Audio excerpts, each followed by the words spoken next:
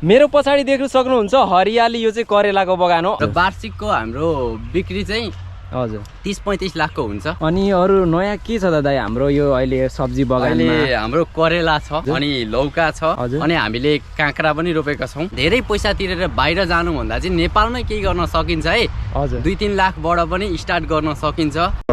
यो हरियो बोडीको फार्म हेर्नु सक्नुहुन्छ है, यति दामी। अनि यो आज हामी चाहिँ यो संसारीमा बोडीको फार्मलाई एक्सप्लोर गर्नको लागि आइरहेको छौँ। अनि तपाईहरुलाई यहाँ खेती जो मान्छेले गर्नुभएको छ, जहाँ दाइले गर्नुभएछ उहाँसँग पनि हामी केही बातचित गर्नेछौँ अनि तपाईहरुलाई इन्फर्मेटिभ सेयर गर्नेछौँ। जो एग्रिकल्चरमा उहाँले यत्रो प्रवेश गरेर यत्रो हरियाली सब्जी लगाउनु भएको छ। अनि म अर्को चिज पनि देखाउन जान्छु एकछिनमा, करेला पनि। अहिले भनेको हामी सिधा दाइसँग बात गरौँ है त। ल है त, अब चाहिँ हामी दाइसँग बात गरौँ है। यहाँ दाइ हुनुहुन्छ, खेती गर्नुभएको। नमस्कार, म सौरभ तिम सिन्हा। आज चाहिँ म बोडी बगान देखाउँदैछु। बोडी बारी हामीले गर्दैछौँ अर्जुनधारा 8 मा। हजुर। र स्टुडेन्ट लाइफमा चाहिँ केही नेपालमै गरौँ भनेर हजुर पढिँदैछ। विदेशलाई भन्दा पनि नेपाललाई प्राथमिकता दिउँ भनेर चाहिँ म अहिले अघि बढेको छु। हजुर।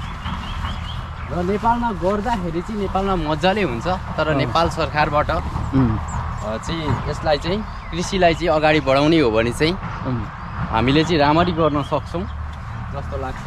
र स्थानीय तहहरूबाट पनि यसलाई प्राथमिकता दिने हो भने अझै थप हौसला मिल्न सक्छ जस्तो लाग्छ मलाई। अनि बजार व्यवस्थापनको लागि चाहिँ स्थानीय सरकारले नि हाम्रो चाहिँ किन्दिएदेखि चाहिँ अझै राम्रो हुन्थ्यो, फिक्स रेट गरेर बजारमा पनि। अनि अरू नयाँ के छ त दाइ हाम्रो यो अहिले सब्जी बगानमा? अहिले हाम्रो करेला छ, हजुर, अनि लौका छ, हजुर, अनि हामीले काँक्रा पनि रोपेका छौँ। हजुर।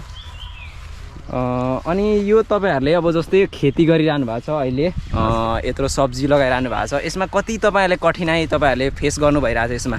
जस्तै अब अहिले त अलरेडी गर्मीको वेदर पनि छ, गर्मीलाई त फोकस मेन गर्नै पर्यो हैन? अनि यस्तो अरू अन्य समस्याहरू पनि हुन्छ अब हैन, सब्जीहरू खेती गरिसकेपछि त यस्तोमा चाहिँ तपाईहरुलाई के कस्तो लागिरहेछ? अब कठिनाइ भन्दा पनि अब गरिँदैछ, अघि बढिँदैछ, सिक्ने क्रम जारी छ हैन? हजुर। अब गल्तीहरूबाटै सिक्ने हो। हजुर। र राम्रै छ अहिलेसम्म चाहिँ। हजुर। ल त है, त्यसो भने अब हामी दाइको अर्कोपट्टि भनेको यता करेलाको बगान हामी देखाउन गइरहेछौँ। त्यहाँ पनि धेरै राम्रो करेलाको हरियाली बगान रहेछ। अनि साथमा यो यता बोडीको देख्नुहुन्छ, बोडीको त नेक्स्ट लेभलै गर्नुभएको रहेछ। अनि यस्तो दोरी लगाएर धागो सिस्टम गरेर एकदम राम्रो छ यो। अब हामी करेलातर्फ जाउँ है त। हस्। मेरो पछाडि देख्न सक्नुहुन्छ हरियाली, यो चाहिँ करेलाको बगान हो। अब हामी यो करेलाको बारेमा र अनि यहाँको सेल्सको बारेमा, अनि यहाँ अहिले के भइरहेको छ, अनि सरकारद्वारा के बजेटहरू आइरहेछ, अनि हेल्प जहाँ पनि हुन्छ नि कृषिको लागि के छुटाइएको छ, त्यसको बारेमा हामी कुरा गर्न गइरहेको छौँ दाइसँग है। दाइ अब सबैभन्दा म पहिला चाहिँ यति राम्रो करेला तपाईँले लगाइसक्नु भएको रहेछ होइन, धेरै राम्रो हो यो भनेको कृषि उयसमा भनेको। अनि अरू कुरा चाहिँ म के भन्न चाहेँ भने दाइलाई है, तपाईँले अब यत्रो एजुकेसन गरेर है बाहिर गएर केही गर्ने तपाईँको योजना थियो कि या नेपालमा कृषि केही गर्ने योजना थियो? होइन, एक समय त बाहिर भनेर सबै एउटा उयो चलिराख्दाखेरि त्यो पनि सोचेको हो। तर पछि सोच्दै जाँदा, धेरै बुझ्दै जाँदाखेरि चाहिँ हजुर नेपालमै हजुर धेरै पैसा तिरेर बाहिर जानु भन्दा चाहिँ नेपालमै केही गर्न सकिन्छ है। हजुर 2-3 लाखबाट पनि स्टार्ट गर्न सकिन्छ, 2-4 जना मान्छेलाई काम दिन सकिन्छ भनेर चाहिँ म यो कृषितिर लागेको हो अहिले चाहिँ। हजुर हजुर। अनि अहिले तपाईँहरूको के छ त वार्षिक जस्तै अब इन्कम हुन्छ जस्तै, त्यसको चाहिँ के छ अहिले तपाईँहरूको लगानी गरे जस्तो बापत तपाईँहरूलाई आइरहेको छ कि?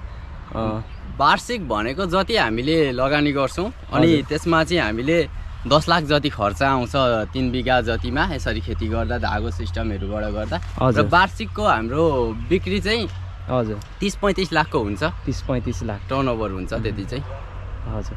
अनि तपाईँ अनि यो आउने युथहरूलाई जस्तै अब नेपालबाट अहिले धेरैजना बाहिर जाने मात्रै भइरहेछ, त्यसको लागि चाहिँ के भन्न चाहनुहुन्छ? यसको लागि अलिकति केही भनिदिनुहुन्छ भने अब धेरै राम्रो हुन्थ्यो होला। नेपालबाट बाहिर जाँदै गर्नुभएका हाम्रा साथीहरू जति पनि हुनुहुन्छ, युवा पुस्तालाई चाहिँ के भन्न चाहन्छु भने नेपालमा पनि गर्दा चाहिँ हुन्छ, हजुर, तर नेपाल सरकारले फोकस दिने हो भने चाहिँ मजाले गर्न सकिन्छ जस्तो लाग्छ।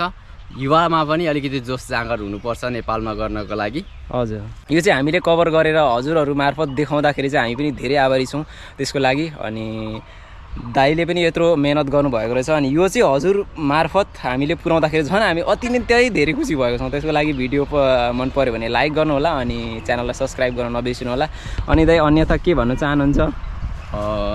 अन्यथा त के भन्नु, हजुरहरू आइदिनु भयो, धेरै धेरै धन्यवाद भन्न चाहन्छु। ल त है त, ल त बाई बाई।